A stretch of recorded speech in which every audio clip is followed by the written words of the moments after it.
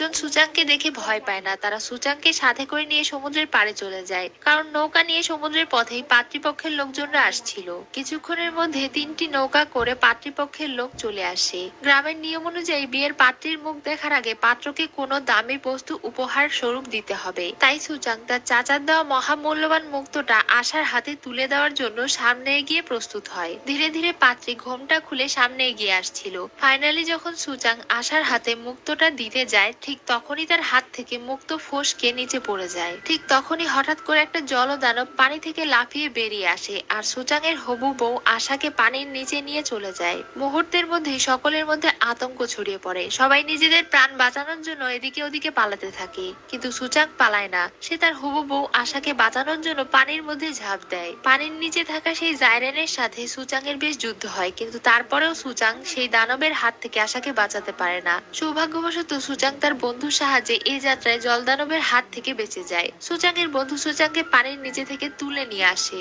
কিন্তু সুচাং কিছুতেই আশাকে বাঁচাতে পারে না। জলদানব আশাকে নিয়ে পানির নিচে তলিয়ে যায়। পরদিন সকালবেলা সুচাং নিজেকে কন্ট্রোল করতে পারে না। সে রেগে মেগে তার গ্রাম প্রধান চাচার কাছে যায়। প্রথমে আরিয়া নামে সেই লোকটা সুচাংকে আটকালেও সুচাং এর চাচা তাকে ভেতরে ডাকে এবং সুচাং আরিয়াকে ধাক্কা দিয়ে মন্দিরের ভেতরে চলে যায়। ঘরের ভেতরে ঢুকতেই সুচাং তার চাচাকে রেগে বলে সে আশার মৃত্যুর প্রতিশোধ নিতে চায়। সে ওই জলদানবদেরকে ছাড়বে না, ওদেরকে সে শেষ করে ফেলবে। সে চাচার কাছে থেকে অনুমতি চায়। সুচাং এর চাচা তাকে বোঝাতে থাকে জলদানব শুধু একটা দুইটা নয়, বরং ওরা অনেকজন। সমুদ্রের নিচে তাদের আলাদা একটা জগৎ আছে, তাদেরকে মেরে কখনোই শেষ করা সম্ভব নয়। তারা লক্ষ লক্ষ প্রজাতির। এছাড়াও সেই দানবদের একটা দেবতা আছে, সমস্ত জল দানব তার পূজারী। সেই দেবতার নাম হচ্ছে আহিঙ্গা। আহিঙ্গা অনেক শক্তিশালী একজন জাইরেন গড। তিনি সমস্ত জল দানবকে পরিচালনা করে থাকেন। আমরা যদি এই আহিঙ্গাকে খুশি করতে পারি, তাহলেই সমস্ত জল দানব শান্ত হয়ে যাবে এবং তাদের উপরে আক্রমণ করবে না। তাই তাদের এখন জল দানবের পূজা করা উচিত। তাহলে যদি কোনো একটা কাজ হয়, সমুদ্রের সকল জল দানবরা একসাথে তাদের উপরে হামলা করে বসলে তারা কেউ বাঁচতে পারবে না। কিন্তু এত বোঝানোর পরেও সুচাং তার রাগ কোনোভাবেই কমাতে পারছিল না। সে নিজের হাতে সমস্ত জলদানবকে মারতে চায় এবং প্রধান তাকে শেষ পর্যন্ত অনুমতি দিয়ে দেয়। কিন্তু এখানে একটা টুইস্ট আছে। গ্রাম প্রধান সুচাংকে অনুমতি দেওয়ার সঙ্গে সঙ্গে তাকে একটা শর্তও দেয়। ফিরে আসার সময় সুচাং এর একটা জলদানবকে জীবিত ধরে গ্রামে নিয়ে আসতে হবে, যেন গ্রামের মানুষ দানবগুলোর বৈশিষ্ট্য এবং দুর্বল দিকগুলো সম্পর্কে জানতে পারে। সুচাং কোনো কিছু ভালোভাবে না ভেবেই গ্রাম প্রধান তার চাচার কথায় রাজি হয়ে যায় এবং তাড়াহুড়ো করে মন্দির থেকে বেরিয়ে যায়। তখনই আরিয়া পেছন থেকে সুচাংকে ডাক দেয়। সে সুচাং এর হাতে একটা ভয়ানক অস্ত্র তুলে দেয়, যেটা তার এই যুদ্ধে তাকে সাহায্য করবে। এদিকে আমরা অদ্ভুত ভাবে দেখতে পাই আশা এখনো জীবিত আছে। এটা কিভাবে সম্ভব? আশা সবার চোখ ফাঁকি দিয়ে একটা নৌকার ভেতরে গিয়ে লুকিয়ে পড়েছিল। কিছুক্ষণ পরে সুচাং ও তার বন্ধুরা একই নৌকায় ওঠার জন্য যায়। তখনই গ্রামে আরো কিছু যুবক তাকে পেছন থেকে ঠিক করে দেয় এবং সুচাংকে সাহায্য করার জন্য তার সাথে যেতে চায়। তারা সুচাং এর সাথে গিয়ে সেই জলদানবদেরকে মেরে গ্রামকে সুরক্ষিত রাখতে চায়। এরপর সবাই আর দেরি না করে নৌকায় উঠে পড়ে। তারা সবাই বিশাল বড় একটা নৌকায় করে সমুদ্রের উদ্দেশ্যে যাত্রা শুরু করে। আজকে সমুদ্র বেশ শান্ত ছিল, সবকিছু ঠিকঠাক মতোই চলছিল, কিন্তু হঠাৎ করে তাদের সামনে ঘন কুয়াশার আস্তরণে ঢেকে যায়। কুয়াশার জন্য সবকিছু অন্ধকার দেখাচ্ছিল। তারা সবাই সাবধান হয়ে যায় এবং সতর্কতার সাথে ধীরে ধীরে কুয়াশা দিয়ে এগিয়ে যেতে থাকে। মশালে আগুন জ্বালিয়ে তারা আশেপাশের পরিস্থিতি পর্যবেক্ষণ করার চেষ্টা করে, কিন্তু তারা আশেপাশে তেমন কিছুই দেখতে পায় না। হঠাৎ করে তারা একটা গানের সুর শুনতে পায়, খুব সুন্দর মিষ্টি মাতাল করা কণ্ঠের সুর। কোন একটা মেয়ে গান গাইছিল। মনোমুগ্ধকর গানের সুরে তারা সবাই দিশেহারা হয়ে যায়। তারা মাতালের মতো করতে থাকে। কয়েকজন মাতাল হয়ে হুঁশ জ্ঞান হারিয়ে নৌকা থেকে পানিতে লাফ দেয়। এদিকে সুচাংও মাতাল হয়ে যায়। সে তার সামনে আশাকে দেখতে পায়। আশা তার সামনে খুব সুন্দর একটা ড্রেস পরে নাচছিল আর তাকে কাছে ডাকছিল। এর মধ্যে একটা জলদানব এসে সুচাংকে টেনে নিয়ে যেতে চায়। তখনই আশা এসে সুচাংকে কোনোভাবে বাঁচিয়ে নেয়। সাথে সাথেই সুচাং এর হুঁশ ফিরে আসে। তখন সে সকল জনদানবকে মেরে তার বন্ধুদেরকে বাঁচানোর চেষ্টা করে। সুচাং এর সাথে থাকা দুইটা ছেলে ভয়ে নৌকার মধ্যে বসে থাকে আর সুচাং এর সবচেয়ে কাছের বন্ধুটি নৌকাটিকে নিয়ন্ত্রণ করার চেষ্টা করে। আর নৌকার সামনে সুচাং এবং আশা জলদানবের সাথে যুদ্ধ করতে থাকে। আশা সুচাং এবং জলদানবের মধ্যে একটা ভয়ঙ্কর শ্বাস শ্বাসরুদ্ধকর যুদ্ধ হয়। লড়াইয়ের এক পর্যায়ে সুচাংদের নৌকায় আগুন জ্বলে ওঠে। সুচাং, আশা এবং সুচাং এর বন্ধু পানিতে ঝাঁপ দেয়। মুহূর্তের মধ্যেই পুরো নৌকায় আগুন ধরে যায় এবং নৌকার মধ্যে থাকা যুবক দুটো আগুনে পুড়ে মারা যায়। ধীরে ধীরে নৌকাটি ডুবে যায়, কিন্তু সুচাং, আশা এবং সুচাং এর বন্ধু এইবারের মতো বেঁচে গিয়েছিল। পরদিন সকালবেলা তারা তিনজন সমুদ্রের মধ্যে এই দ্বীপে এসে গিয়েছিল, যেখানে মূল্যবান রত্ন ভান্ডার ছিল। কিন্তু সমুদ্রের কিনারায় একটা দানব ছিল। সে সুচাং এর বন্ধুকে টেনে পানির নিচে নিয়ে যাওয়ার চেষ্টা করছিল।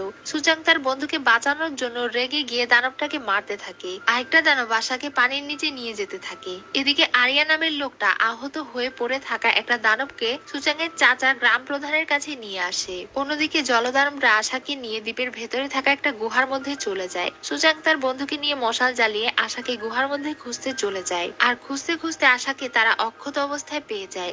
আশা সুচাংকে জড়িয়ে ধরে কাঁদতে থাকে। কিন্তু অবাক করা বিষয় হচ্ছে, গুহার মধ্যে তারা একজন বৃদ্ধকে দেখতে পায়, যাকে দেখে মনে হচ্ছিল সে বহু বছর ধরে এই গুহার মধ্যে আটকে ছিল। লোকটা তাদের কাছে এসে বলে তিনি একজন গ্রাম প্রধান ছিলেন। তার ছোট্ট একটা ছেলে ছিল সুচাং নামের। সুচাং তো অবাক হয়ে যায়। সুচাং বুঝতে পারে এটাই তার বাবা। আজ থেকে 3 বছর আগে বর্তমান গ্রাম প্রধান এবং আশার বাবা একসাথে সমুদ্রে মাছ ধরতে আসে। আর সেদিন মাছ ধরতে এসে তারা ভয়ঙ্কর তুফানের মধ্যে আটকা পড়েছিল। সেদিন একটা জলপরি তাদেরকে বাঁচিয়ে এই দ্বীপে নিয়ে আসে। কিন্তু সুচাং এর চাচা তাদের সাথে বিশ্বাসঘাতকতা করে তাদেরকে মেরে তাদের সাথে থাকা মূল্যবান রত্ন নিয়ে পালিয়ে যায়। সেদিন আশার বাবার মৃত্যু হয়ে গেলেও সুচাং এর বাবা প্রাণে বেঁচে গিয়েছিল আর এই দ্বীপে আটকা পড়েছিল। আর জলদানবরা এতদিন সুচাং এর বাবাকে বাঁচিয়ে রেখেছিল।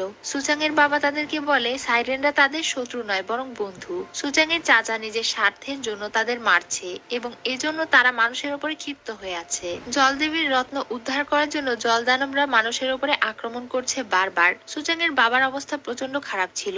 সে তার ছেলের হাতে একটা লকেট তুলে দিয়ে বলে এটা যেন সে তার মায়ের কাছে পৌঁছে দেয়। জীবনের অন্তিম মুহূর্তে এসে সুচাং এর বাবা তাকে বলে যতদিন রত্ন তাদের দেবীর হাতে থাকবে ততদিন গ্রাম সুরক্ষিত থাকবে। এখানে সুচাং তার গ্রাম প্রধান চাচার আসল রূপ সম্পর্কে জেনে যায়। আসলে গ্রামের প্রধান তার বডিগার্ড আরিয়াকে দিয়ে আশাকে মেরে ফেলতে চেয়েছিল, যেন সুচাং মনে করে বিয়ের দিন আশাকে জলদানবরাই মেরেছে। আর এই রাগ থেকেই সুচাং যেন জলদানবের উপরে প্রতিশোধ নেয়। আসলে জলদানবরা কোনো নিরীহ মানুষের উপরে আক্রমণ করে না। সেদিন রাতে গ্রাম প্রধান আশাকে মারতে চেয়েছিল, কিন্তু সেই দিন তার মধ্যে মনুষ্যত্বের উদয় হয় আর সে আশাকে না মেরে প্রাণে ছেড়ে দেয়। কিন্তু ততক্ষণে সুচাং ভুল বুঝে দানবগুলোর উপরে প্রতিশোধ নেওয়ার জন্য সমুদ্রের উদ্দেশ্যে রওনা করেছিল। গ্রাম প্রধান আসলে সুচাংকে বিপদে ফেলে কোন রকম ভাবে একটা জলদানবকে জীবিত ধরতে চেয়েছিল। এসব জানার পরে সুচাং তার বাবাকে কথা দেয় গ্রাম প্রধানকে অবশ্যই শাস্তি পেতে হবে। এই সব কিছুর জন্য সে তাকে শাস্তি দেবে। এরপরে সুচাং এর বাবা মারা যায়। এরপর সুচাং আশা ও তার বন্ধুকে নিয়ে গ্রামে ফিরে যাওয়ার জন্য রওনা দেয়। এদিকে গ্রাম প্রধান অনেকগুলো জলদানবকে আটকে ফেলেছিল। সুচাং গ্রামে এসে সবার প্রথমে আরিয়াকে সমস্ত ঘটনা খুলে বলে। আরিয়া সুচাং এর পাশে দাঁড়ায়। তারা গ্রামের সবাইকে সমস্ত ঘটনা খুলে বললে গ্রাম প্রধান বলে সুচাং তাদের গ্রামকে বিপদের মুখে ফেলতে চাইছে। এতে গ্রামের সমস্ত লোকজন তার উপরে ক্ষিপ্ত হয়ে যায়। কিন্তু এই সময় সুচাং এর মা সুচাংকে বাঁচাতে গিয়ে মারা যায়। তখন সুচাং তার বাবার দেওয়া লকেটটা তার মাকে দেয় এবং এরপরে মন্দিরে থাকা জলদেবীকে মুক্ত করে তার রত্ন ফিরিয়ে দেয়। জলদেবী সকলের সামনে সুচাং এর চাচার আসল রূপ নিয়ে আসে। এটা দেখে সবাই তাকে শাস্তি দেয়। মুভির শেষে দেখতে পাই সুচাং আশাকে নিয়ে সমুদ্র পাড়ি দিচ্ছে।